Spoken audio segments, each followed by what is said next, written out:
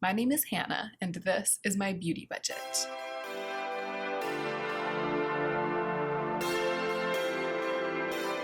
Hey guys, so here's what's happening. I just put on a full face of makeup, way more makeup than I ever do for everyday life because this is the morning of our photo shoot, the photo shoot that Joe and I do every Friday morning for our small business. I model the clothes that I made that week, blah, blah, blah, blah, you guys know.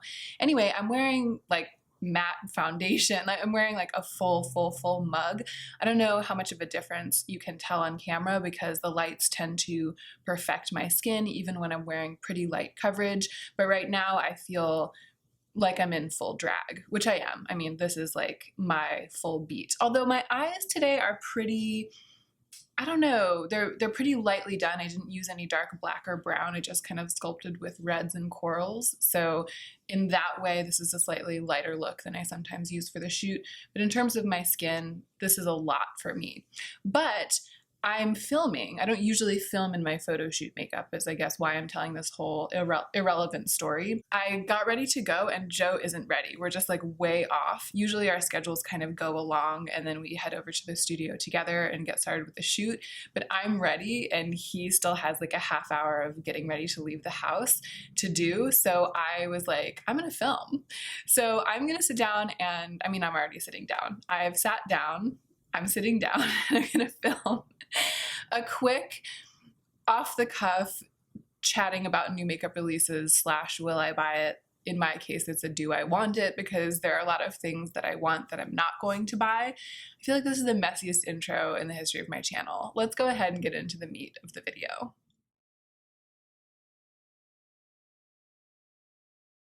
I think I'm feeling a little bit messy because I haven't filmed in a long time. You guys don't know this unless you follow me on Instagram, but last weekend I took myself out of town for a long weekend. Like I left on Thursday and I came back on Sunday night to work on a writing project. So I had everything that I posted last weekend pre-filmed before I left for the weekend. And I thought that I would be filming and posting more regularly this week, but when I got back from that weekend, I just didn't have the wherewithal. It was like I needed to recover from my solitude before I could come back and start filming again and start kind of doing things at a normal pace. So I ended up falling back on 3 pre-filmed videos that are the overhead shot type videos, the grungy rainbow video, the swatching my red lipsticks video, and then another overhead shot video. Which one was it? Oh yeah, I think it was the one about the Daydream palette. All of those went up like 1, 2, 3 this week without any face-to-face videos in between them, which had been my original plan, but I just jettisoned that plan because I didn't have it in me to film this week. But now I'm back, it's in me to film. I'm gonna film a bunch this weekend, starting with this video. And so hopefully I'll kind of like get back into my filming habit, into my skin. What am I talking about? I need to start talking about makeup and stop trying to describe like what's going on in my life because it's not coming out well. Okay, so as last time I did, I guess talking about makeup's not coming out well either. As I did last time, I just selected, you know, like 10 new releases that I'm particularly interested in talking about or that I feel like I have something to say about. This way I feel like the content is a bit denser and lusher and kind of more relevant and hopefully more interesting. So the first thing I pulled up is the new palette from Persona Cosmetics. And the reason that I wanted to talk about this is that I have sort of a consistent interest in Persona Cosmetics and what they release. I've never tried anything from the brand, but I do feel like I hear a lot of super deep appreciation for the first Persona Cosmetics eyeshadow palette, the formula, the colors from other YouTubers, but I don't feel like it's taken off and become super popular in the mainstream, if that makes sense. In the literary world, we have this term poet's poet. There are poets that do super well and become very famous just for their work, just in general in the literary world. And then there are poets whose work is really deeply appreciated and beloved by other poets specifically, but whose work never seems to really make that leap outside of the circle of other poets who read it and into kind of the wider circle of people who read and appreciate poetry. And I kind of feel like that's what's going on with Persona Cosmetics. I feel like Persona's palettes are like the creators' palettes, or I don't know, does this make sense? This whole video is not going to make sense. I'm just telling you right now, it's my first time back filming in over a week and a half. It's gonna be a nonsense video. We just have to run the tap muddy for a while until it starts to run clear. And this video is the tap running muddy. I'm just gonna accept it and move on. The point is, I have an interest in the qualities of someone whose work makes them a poet's poet, or whose work in this case makes them kind of, it's like the makeup aficionado's makeup, if that makes sense. I've heard a lot of people saying that the first Persona Cosmetics palette is their most used palette. Like it's many people's go-to palette, and yet it just doesn't seem to have hit the big time in the way that even other indie brands have. So I am keeping an eye on this. I'm really interested in this new release because it's kind of like a grungy rainbow, and that's what I'm into these days. And there are a lot of kind of rich secondary or tertiary colored metallics. There's some slightly grimy, warm browns, and it just looks like a palette that I would get along with really well. I'm not planning to buy it. I'm just not. I mean, I'm really not buying eyeshadow palettes like this really at all. I did buy some eyeshadow last month, but I bought singles. I built my own palette. I don't know, like a pre-made palette like this, I'm appreciating it from afar. I'm keeping an eye on it. I can't wait to hear reviews. I'll click on any review of this palette that comes up. I'm just really curious. I'm following its future career with great interest. In a way, I kind of want it. I've always wanted to try this, and I loved the color scheme of the first palette too. This whole situation, Persona Cosmetics, the palettes, the color stories, even the glosses and the liquid lipsticks, which I think have done really well as well. I sort of lightly, vaguely want them, but not in a way that makes them belong on my shopping list, if that makes sense. All right, moving on. I feel like I just said some words that aren't real words, but I hope that you will have understood my meaning. I pulled up the ABH Jackie Aina collab to talk about, and I feel like everything's been said forwards and backwards and upside down about this palette and about the collab and all of the implications of the collab and the drama surrounding the collab. I'm not going to touch on any of that because I feel like there's nothing new that I could bring to the discussion. But I wanted to touch on the palette itself, the colors, because I actually think it's really pretty. And I was watching Tina yesterday, Tina from The Fancy Face, and she was talking about new makeup releases. She does an amazing series on her channel called The Shopping Block. It's kind of like a combination Will I Buy It and Anti-Haul, and I love, love, love that series.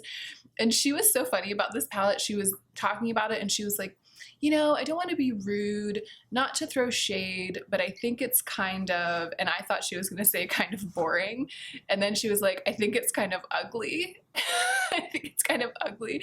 And she was just being totally honest, but in like not a mean way, but that to her it's ugly. So I got a huge kick out of that. I love Tina.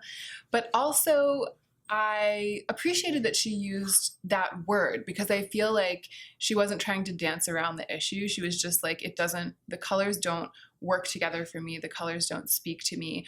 I feel differently. And that's kind of part of why I wanted to bring that up, because I have been thinking a lot about the ability to respect other people's opinions on YouTube. And I feel like it's something that people have been talking about a lot lately, and I've been hearing many content creators say in many different ways that we feel like, I'm saying we because I count myself among the numbers of people who've been saying this or who've been wanting to say this.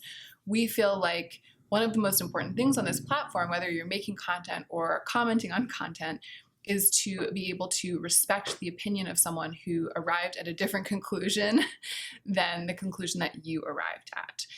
Just because we've arrived at different conclusions or just because we have different tastes doesn't mean that one of us is right and one of us is wrong, especially when it's something as shallow as a combination of colors and whether we think that they are harmonious or not, or whether they are to our taste or not. So this is not to Tina's taste. She thinks it's ugly. It looks ugly to her, and I fully believe her.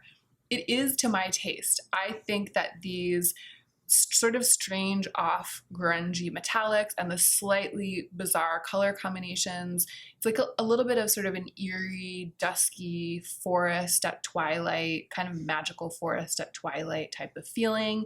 And the colors don't clash, but they also aren't all in the same realm in terms of undertone. There are some cool tones and some warm tones, and it's a slightly eclectic group. So that appeals to me. I'm really into that. And it, in a way, is a version of a grungy rainbow as well. And I completely understand how and why that strikes some people as being unharmonious or as not being something attractive or not being something they would want to reach for. But I really appreciate the color story in this palette and the textures and the finishes. I personally think it's actually really beautiful. I think it's way more beautiful than I thought I would think it was when I saw the leaked picture and then even the preview pictures that started coming out. The swatches and the actual close-ups of the palette appeal to me a lot.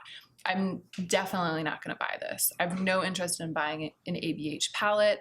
I purchased one ABH palette one time in my life. It was Modern Renaissance. I used it for a while. I kind of liked it. I never fell in love with it, and then it went bad on me in the worst way. Like it suddenly ceased to perform, especially the mattes.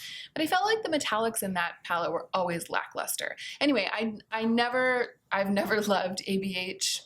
I've never loved an ABH palette. I've never really wanted to buy another one since that palette. If this palette had been released by someone else, like say Natasha Denona had released this palette with the same color scheme, or I don't know, an indie brand that I like or something, I would be really, really, really impressed and interested. I might be feeling like I was thinking about considering buying it, maybe, but I don't even know.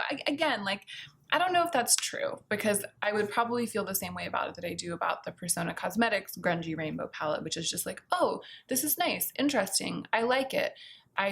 In the abstract, I want it, but I don't actually want to buy another eyeshadow palette, no matter how beautiful, enough to just buy this. Another kind of run-of-the-mill, well put together, nice colors, good combination. It's like I can do that myself. I just built my own grungy rainbow out of my own singles, many of which are truly extraordinary dimensional eyeshadows from indie brands that blow all of these out of the water, because ABH has never gone there. They've never gone there to those like intense, incredible dimensional textured duochromes the way that Natasha Denona has, or JD Glow, or Cleonad, or any of the, you know what I mean? Like Natasha, or ABH is just not, that's not their jam, and that is what my jam is. I need to move on to talking about a different palette, but you guys get the point. I appreciate these colors. I appreciate this color story. I'm glad this color story has entered the contemporary makeup zeitgeist. I'm glad that it's what's being offered right now, because I'm into this and I hope that we'll see more like this, but I don't want it and I'm not going to buy it. I kind of feel the same way about the new Visart palette. I had this in here to talk about briefly. This mystifies me a little bit, but you know what I think it is? It's just because I don't love mattes. I consider mattes to be useful tools, matte eyeshadows to be useful tools. They aren't where my inspiration comes from. So this kind of bland looking group of matte eyeshadows with one blue and one pink and one red and one orange, like they're very close to being primary colors. It's like a slightly desaturated primary colors and neutral matte palette. That is literally the opposite of everything that I'm into. So I have no interest in this Visart palette. I did open a few windows with a bunch of new foundation releases. So there's the one from Milk, there's the one from ABH. There are a bunch, and I'm just not interested at all. I'm never interested in new releases. Even the Fenty one, I mean, you know, I was like, I'm vaguely interested in maybe trying a sample sometime, but I only wear full coverage foundation like this for the photo shoots. I only do it. I never put foundation on my face for daily life, for filming, ever. I only do this for photo shoots. And so it's a tool and I have the tools for it. I'm not on the hunt for the next best, you know, newer, better foundation. I'm just not on that hunt. There's a super solid membrane between me and all new foundation releases. So I thought I'd mention it in this video just because there have been so many foundations have recently released, and I watch all of them with kind of a mild and totally disconnected interest. And I'm like, can we talk about something else now? So let's talk about the Natasha Denona cranberry, no, coral palette. So it's kind of like the cranberry palette's mild-mannered cousin. I love this release. When I first saw it, I was so excited because I thought it was a mini. And if this were one of her minis, $25 minis, I would buy it. I would absolutely buy it. I love this. I think it is so beautiful, especially that dark, rich red matte that's like a maple. It's like a rich maple brown. So pretty. I love that middle shade, that like lavender duochrome. And I love that really, really rich, creamy, pale, but saturated coral. So it's actually those three middle shades that I think are absolutely the most beautiful thing I can dream of right now. The metallic peach on the one end, or like the light pale metallic, is so whatever. That is so whatever. I mean, I have a million shadows like that, and Natasha Denona has released a million shadows like that in a million different palettes. 1 million different palettes. And same is true of the kind of cranberry shimmer on the other end. So already, by thinking of it that way, I have a way of talking myself down from wanting to buy this palette, because I do want this. Make no mistake, I definitely want this. And I even put it in my Sephora shopping cart recently, just for fun. Sometimes I'll do that. If I really am interested in something, I'll kind of put it in my Sephora shopping cart to remind myself. I almost never place an order from Sephora anymore. Like I bought more from Sephora during my no-buy year in terms of replacements than I have from Sephora this year altogether, because my sensibility about replacements has changed so much. But this is like way, way on my radar. I love the images. I love the advertising images, the sort of examples that she has put up of things that you can do with this palette. I just think it is so stunning. However, when you knock out that boring shimmery kind of pink and that boring shimmery cranberry, of which I have many dupes, and to me a Natasha Denona version of either of those colors is not better than any other version. Like I have other eyeshadows that I wouldn't care to necessarily pay for a Natasha Denona version of those two colors. The middle three, maybe, but that makes it $50 for 3 eyeshadows. And $50 for kind of having this portable little gorgeous palette that's very versatile, that's in a color story that I'm super attracted to. You know, I mean, there are things about it that could make it potentially not a disappointing purchase or a bad choice, but it helps me to look at it and be like, 2 out of the 5 are ones that I actually don't want, like don't care to buy. They're just sort of supporting actors in this palette, and that makes it seem even less like it would be good value for money. What I did was I duped the vibes, and actually the look that I'm wearing on my eyes today, I created with the little palette that I made duping the vibes of this palette. And I will put pictures of this on Instagram so you guys can get a better look at it. I hope that that's in focus, but there's a little palette that I worked from to create this eye look today. I'm also not sure if you'll be able to see kind of the richness and saturation of these colors, but again, check my Instagram if you're interested, because I don't know if I'm gonna do a whole video duping the vibes of this palette. I might, it just depends whether or not I have time, but this is the look that I came up with. I did use this Lemonhead glitter white rabbit on top of it. Obviously there's not glitter in this palette, but I just felt like adding it to this look. This is the kind of look that I would have made if I had this Natasha Denona palette. The cool thing about this vibe duping palette is that it's so much more dimensional, and my eyeshadows that are similar to the kind of lavender duochrome in this palette and the ones that I picked to stand in for that sort of shiny pink, some of which are perfect dupes for that shiny pink, but some of which are much, much more interesting, like JD Glow Opal, which is a duochrome, but I put it in that corner to sort of stand in for that shiny pink. This is like the Natasha Denona Cranberry palette on steroids with a hefty twist of Hannah's taste. It's almost like this is like the Natasha Denona Cranberry palette re-envisioned through the much more dynamic collection of single eyeshadows that I already have, that I've purchased myself, that I've selected myself, most of them. So it's better. This is like me. the Natasha Denona Cranberry Palette X Hannah Louise Poston is this, and I love it way more than I would love this palette. So I've kind of solved the problem for myself already. The one color that I struggled with was that rich, dark, reddish matte. I don't have an eyeshadow like that in any of my palettes, not even just removable pans or singles or anything. I don't own a matte like that. I own some that are very similar, that are close. Those are the dark mattes in here, but I don't own anything exactly like that. So I think that the chances that I'll buy this are very slim, but I'm going to kind of keep it on my wish list, keep it on my radar. I think even though I was able to dupe it and do this, I wouldn't beat myself up if I ended up deciding that it would bring me a ton of joy. But the bloom is off the rose a little bit because of this. And so I think that the chances that I'll buy it have become much, much less likely since I went through the process of duping the vibes.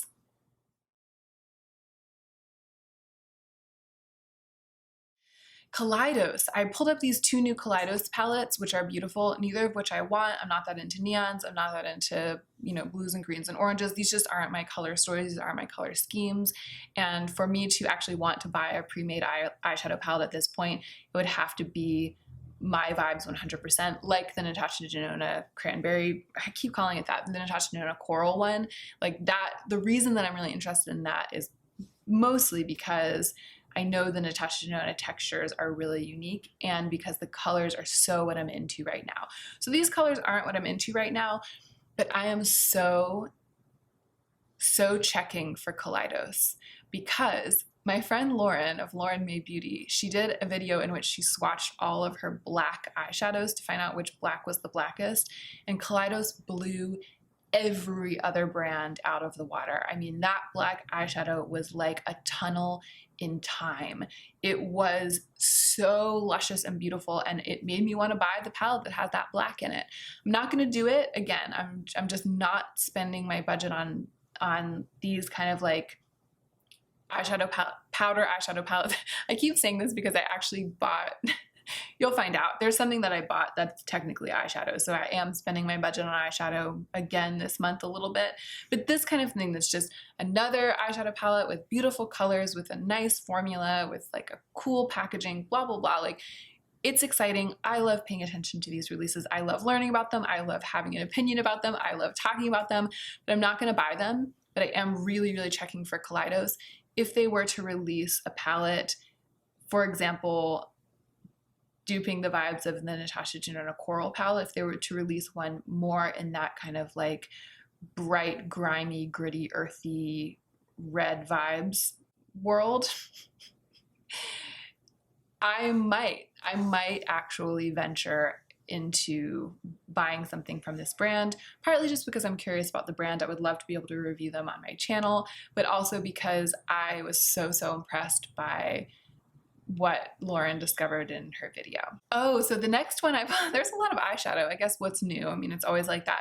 I wanted to touch briefly on this eyeshadow palette from Glamlight, the Painter's palette, in tandem with having talked about the Jackie Aina palette, because I have no interest in this clunky, oversized, and very, very bland rainbow palette. I particularly want to talk about it because I think this is ugly. So and it's funny, when Tina said that in her video, it almost empowered me to be able to talk kind of more frankly and in a way that has to do with opinions as being valid and being different from each other. That's the definition of an opinion, right? It's the definition of taste. It's that it's personal to you. And coming from where I come from with my taste level, or the style of my taste, if that makes sense, this is ugly to me because it's so primary. It's so artificial looking. I love the color story of that Jackie Aina palette because it looks like a kind of glimmering, mysterious version of something you might actually find in nature. Like if you took a picture of a jungle at sunset next to a pool of water, you might get some of those actual colors that she has in her palette, many of them showing up in the pictures when you develop them. It's very kind of, it's like grounded and real, but also perfected and sort of beautified and magnified. But this palette to me looks like it came out of a factory. It looks so human, so man-made. It looks so fake.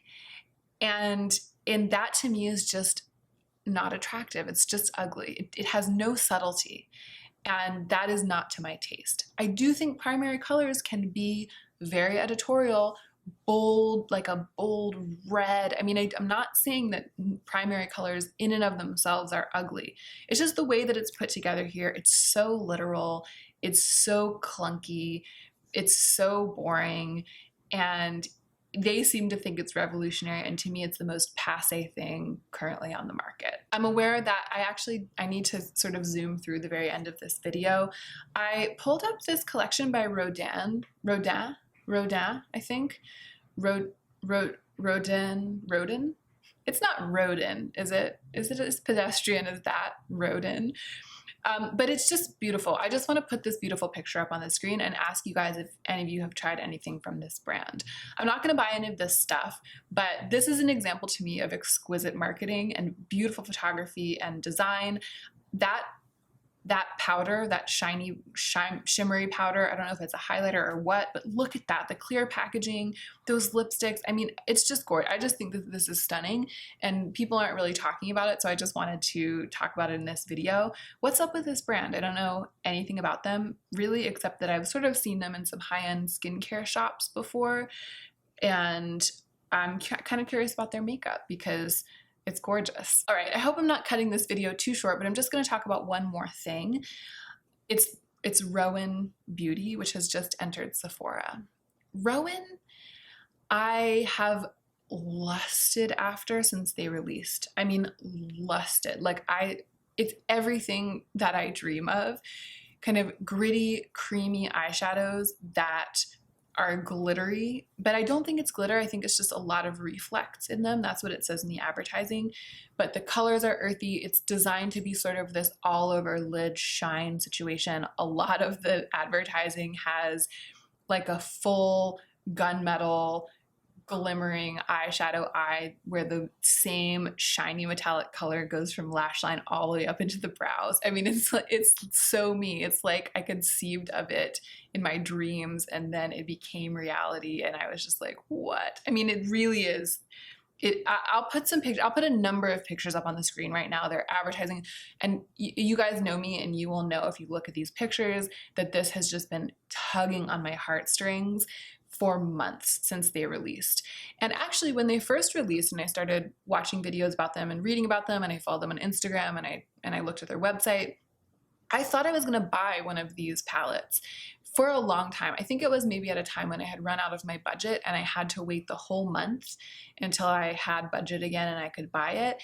And by the time the money rolled over and I had budget again and I was able to buy it, either my passion had died a little bit, or I think maybe there was something else I wanted to buy. I just got a little bit distracted. The hype had also, I mean, there was actually very little hype. And this is why I wanted to mention in this video. I'm surprised at how little hype this brand has gotten. When I searched them on YouTube, Mariah Leonard did a video or two about them.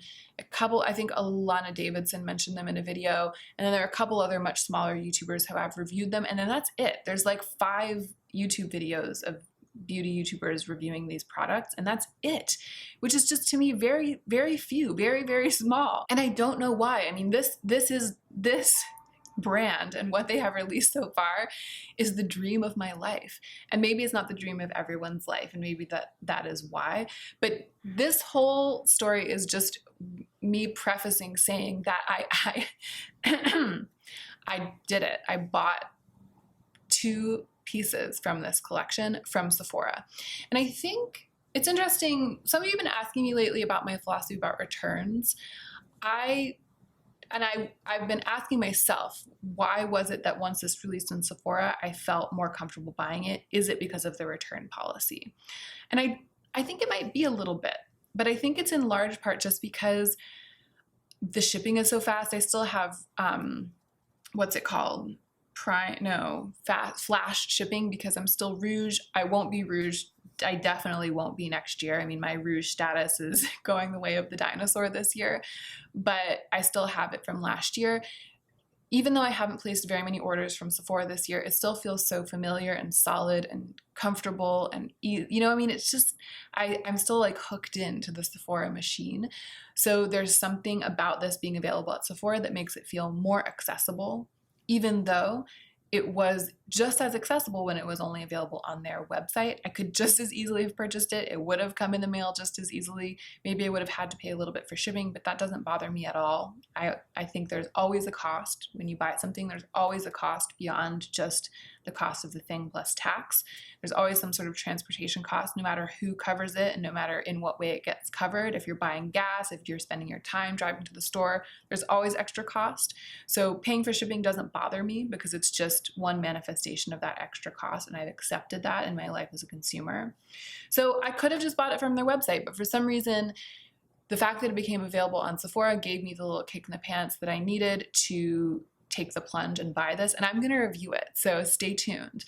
I actually won't tell you what I purchased. Maybe you can guess down below, but I'll tell you that I purchased 2 pieces from the current collection of, I think, 5. I think there are 5 things on offer, so let me know what you think I bought, and maybe I'll do like an unboxing and a first impressions when it comes or something like that, because I am really curious about this brand. I also think that it deserves more exposure.